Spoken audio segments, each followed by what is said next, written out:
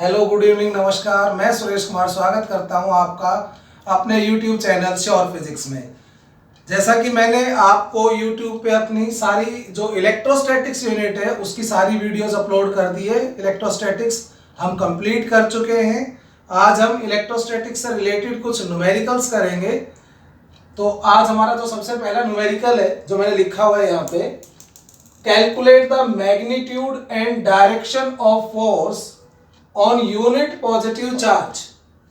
Calculate the magnitude and direction of force on unit positive charge at the center of a sphere of each side 2 meter when three charges of plus 8 millicoulomb each are placed at the three corners of a sphere.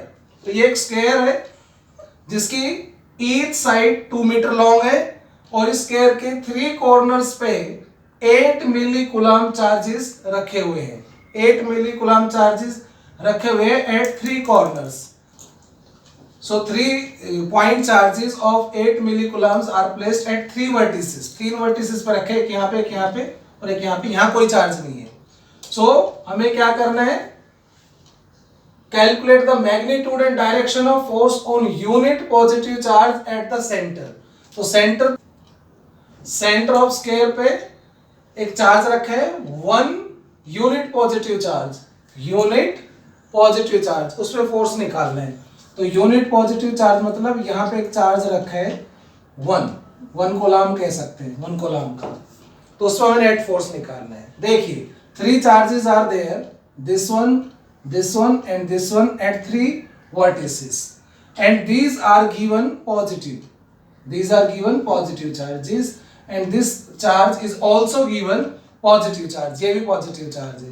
तो अब देखिए ये और ये आपस में interact करेंगे क्योंकि दोनों पॉजिटिव चार्ज है। तो ये चार्ज इस चार्ज को रेडियली आउटवर्ड रिपेल करेगा विद फोर्स F1।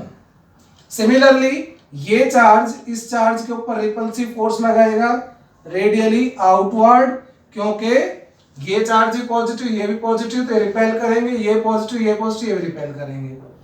अब आप देखिए तीसरा चार्ज ये है, ये और ये भी रिपेल करेंगे रेडियली आउटवर्ड इस तरह से। Suppose this is F3, F2 and F1। Now we can see distance of centre from each vertices of square is same. Square के हर वर्टिसेस से सेंटर इक्वल डिस्टेंस पे है। मान लेते हैं कि ये डिस्टेंस कितना है R, ये R, ये भी R, ये भी R और ये भी R। अब आप ये देखिए ये दोनों फोर्स F1 एंड F2, इनमें चार्जेस इक्वल हैं, डिस्टेंस भी इक्वल है, तो दोनों फोर्स इक्वल एंड अपोजिट होंगे। F1 कितना होगा? F1 जो होगा, F1 जो ये फोर्स ये चार्जेस में लगाएगा, that is K Q1 Q2 upon R square. ये फॉर्मूला लगाएंगे कूलम्ब्स लॉ। सो K Q1 कितना है 8 मिली कूलम्ब। तो मिली को हम कूलम्ब में चेंज कर सकते हैं -3 से मल्टीप्लाई करके। Q2 कितना है 1, ये तो 1 है ना, अपॉन डिस्टेंस कितना है R स्क्वायर, ये R है। ऐसे ही F2 जो इसके और इसके बीच में 8 और 1 के बीच में फोर्स होगा K Q1 कितना है 8 मिली का मतलब होता है -3 कूलम्ब इंटू 1, ये 1 कूलम्ब अपॉन डिस्टेंस वही R है तो R square. So we can see कि भाई F1 एंड F2 ये दोनों क्या है equal and opposite, so will cancel out. तो ये तो कैंसिल हो जाएंगे, ये तो कैंसिल हो गए दोनों। बस अब इस चार्ज के ऊपर सिर्फ एक ही फोर्स तो बचा और वो है F3। यहाँ पे F3 का मैग्नीट्यूड क्या होगा? F3 is K Q1 Q2 upon R square से K की वैल्यू चलो बाद में लिख देंगे। Q1 कितना है 8 मिली कूलम्ब तो मिली को कूलाम में चेंज करेंगे और ये 1 और r हमें निकालना है। r क्या है? ये वाली डिस्टेंस, यानी कि इस जो डायगोनल है इस डायगोनल का हाफ। अब आप देखिए ये भी 2 मीटर, ये भी 2 मीटर, 2 2, तो ये एक तरह से इस ट्राइंगल का क्या हो गया? हाइपोटेन्यूज, ये डायगोनल। तो मान लेते हैं इसको ए बी। तो ए बी क्या होगा यहाँ पे?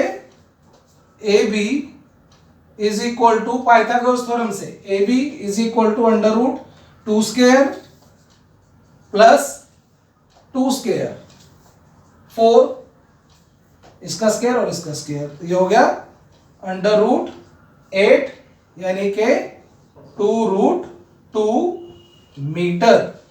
तो ये आ गया, लेकिन हमें तो इसका हाफ चाहिए। तो r की वैल्यू कितनी हुई?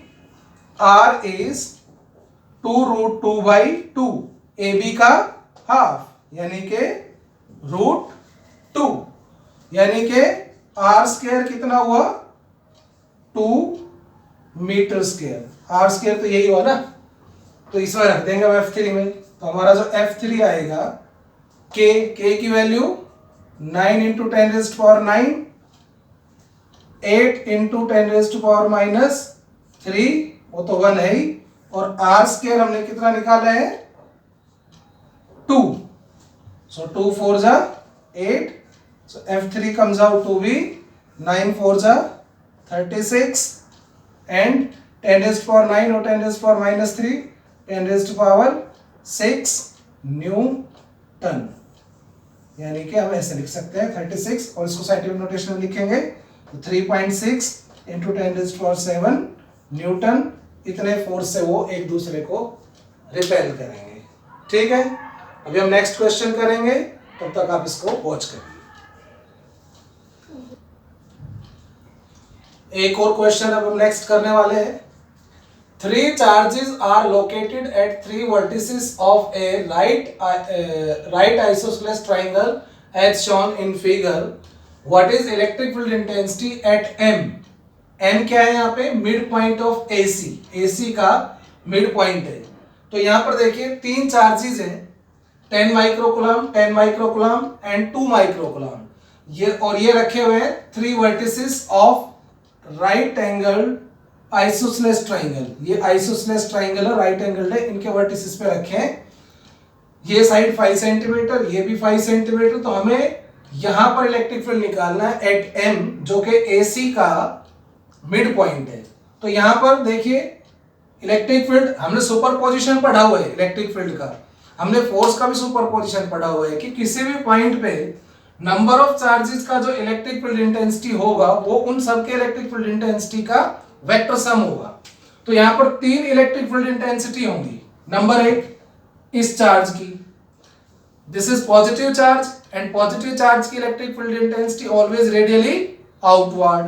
तो इसका फील्ड जो होगा आउटवर्ड इस तरह से होगा, सपोज E1।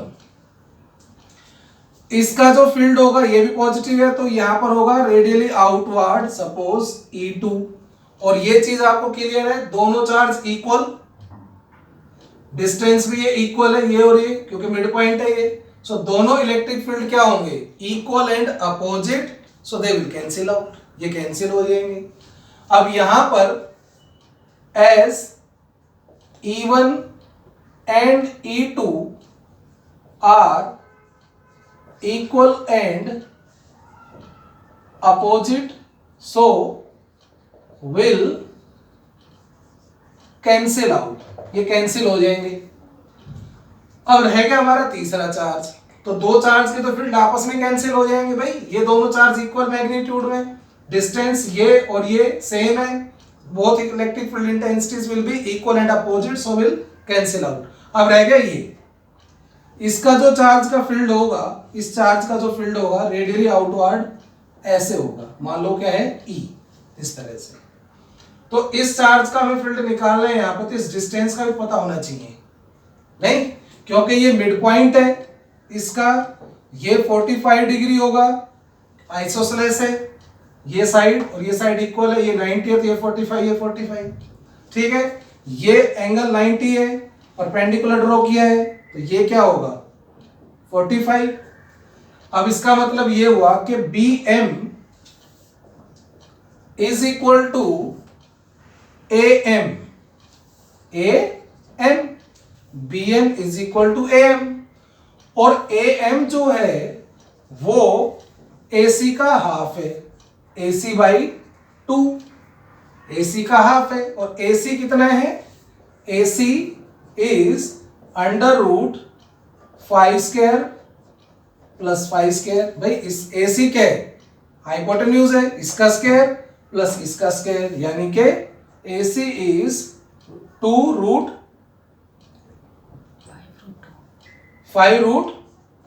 2, ये हो गया।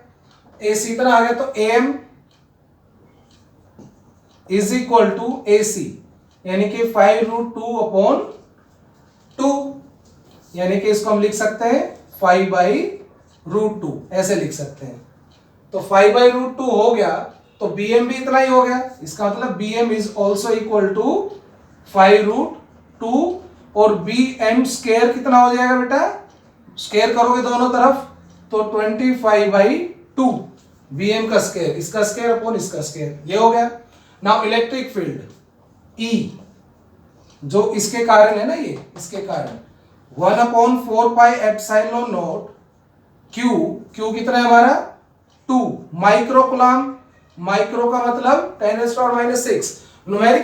न्यूमेरिकल्स करते वक्त आप एक चीज हमेशा ध्यान रखें कि कोशिश करें सभी यूनिट्स को एसआई सिस्टम में कन्वर्ट करने की कोशिश नहीं, आपको करना ही है। ऐसा ना हो कि कोई एसआई सिस्टम में क्वांटिटी है, कोई सीजीएस में, कोई कैसे, सभी क्वांटिटीज एक सिस्टम में होनी चाहिए। ओके, तो माइक्रो कूलम है तो इसको हम लिख सकते हैं 2 माइक्रो मतलब 10⁻⁻⁶ कूलम, ओके, अपॉन डिस्टेंस का स्क्वायर मतलब bm स्क्वायर। पॉइंट चार्ज का इलेक्ट्रिक फील्ड का फॉर्मूला क्या होता है 1/4πε0 Q/r², वही मैंने अप्लाई किया। इसकी value 9 × 10⁹ into 2 × 10⁻⁶ upon bm square. bm square हमारा क्या था 25/2, so it becomes 9 2 18, और ये 2 भी ऊपर आ जाएगा, okay, into 10⁻³ upon 25, so it becomes 36 into 10⁻³ upon 25। इसको आप सोल्व कर सकते हैं। 36 इंटू ये 1000 है, 1000 को आप 25 से डिवाइड करेंगे तो कितना आएगा 40, ठीक है।